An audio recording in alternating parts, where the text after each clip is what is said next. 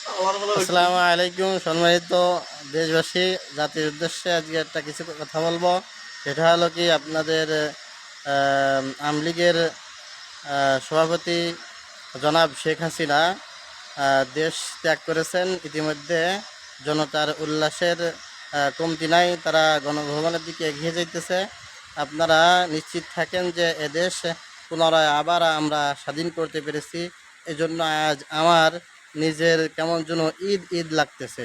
ঈদের খুশি কেমন লাগে, তার থেকে অনেক অনেক খুশি লাগতেছে। আপনাদের এই আন্দোলনকে সমর্থন জানিয়ে, যদিও আমি এই আন্দোলনে আপনাদের সাথে সামিল হতে পারে নাই, আমার এটা অনেক নিজের ভিতরে অনেকটাই আবেগ আপ্লুত হইতেছি। নিজের ভিতরে ভালো লাগতেছে না। যদি সামিল হতে পারতাম তাহলে অনেকটাই নিজেকে ভাগ্যবান মনে করতে পারতাম।